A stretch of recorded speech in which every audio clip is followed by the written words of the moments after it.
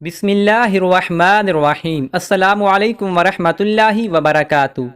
حضرت ابو ہریرہ رضی اللہ عنہ سے روایت ہے کہ رسول اللہ صلی اللہ علیہ وآلہ وسلم نے فرمایا، اپنے ایمان کو تازہ کرتے رہا کرو۔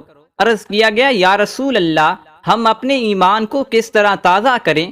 آپ صلی اللہ علیہ وآلہ وسلم نے فرمایا، لا الہ الا اللہ کو کثرت سے کہتے رہا کرو۔ حضرت انس بن مالک رضی اللہ عنہ سے روایت ہے کہ رسول اللہ صلی اللہ علیہ وآلہ وسلم نے فرمایا، مجھے تمنا ہے کہ میں اپنے بھائیوں سے ملتا۔ صحابہ رضی اللہ عنہ نے عرض کیا، کیا ہم آپ کے بھائی نہیں ہیں؟ آپ صلی اللہ علیہ وآلہ وسلم نے فرمایا، تم تو میرے صحابہ ہو، اور میرے بھائی وہ لوگ ہیں جو مجھے دیکھے بغیر مجھ پر ایمان لائیں گے۔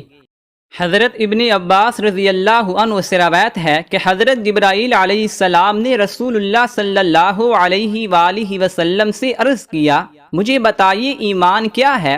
آپ صلی اللہ علیہ وآلہ وسلم نے فرمایا، ایمان کی تفصیل یہ ہے کہ تم اللہ تعالی آخرت کے دن، فرشتوں، اللہ تعالیٰ کی کتابوں اور نبیوں پر ایمان لاؤ، مرنے اور مرنے کے بعد دوبارہ زندہ ہونے پر ایمان لاؤ، جنت دوزخ، حساب اور اعمال کے ترازو پر ایمان لاؤ، اچھی اور بری تقدیر پر ایمان لاؤ۔ حضرت جبرائیل علیہ السلام نے عرض کیا، جب میں ان تمام باتوں پر ایمان لے آیا تو کیا میں ایمان والا ہو گیا؟ آپ صلی اللہ علیہ وآلہ وسلم نے فرمایا، جب تم ان چیزوں پر ایمان لے آئے تو تم ایمان والے بن گئے۔ حضرت ابو موسیٰ رضی اللہ عنہ سے روایت ہے کہ صحابہ رضی اللہ عنہ نے عرض کیا، یا رسول اللہ، کون سے مسلمان کا اسلام افضل ہے؟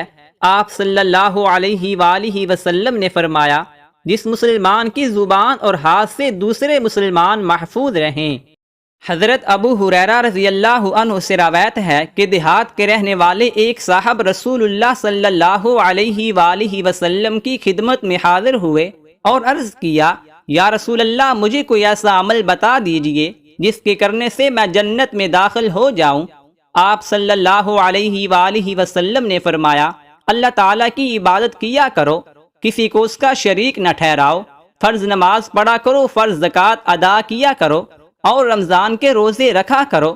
ان صاحب نے عرض کیا، اس ذات کی قسم جس کے قبضہ میں میری جان ہے، جو اعمال آپ نے فرمائے ہیں میں ویسے ہی کروں گا، ان میں کوئی اضافہ نہیں کروں گا۔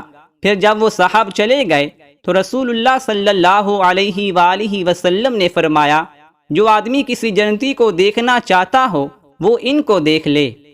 رسول اللہ صلی اللہ علیہ وآلہ وسلم نے فرمایا، میرا ہر امتی جنت میں داخل ہوگا سوائے اس کے جس نے انکار کیا۔ عرض کیا گیا، انکار کرنے والا کون ہے؟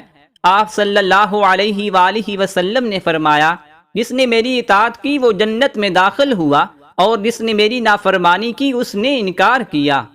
حضرت عبداللہ بن عمر رضی اللہ عنہ سے روایت ہے کہ رسول اللہ صلی اللہ علیہ وآلہ وسلم نے فرمایا، تین چیزوں کو رد نہیں کرنا چاہیے، ایک تقیہ، دوسرا خوشبو، اور تیسرا دودھ۔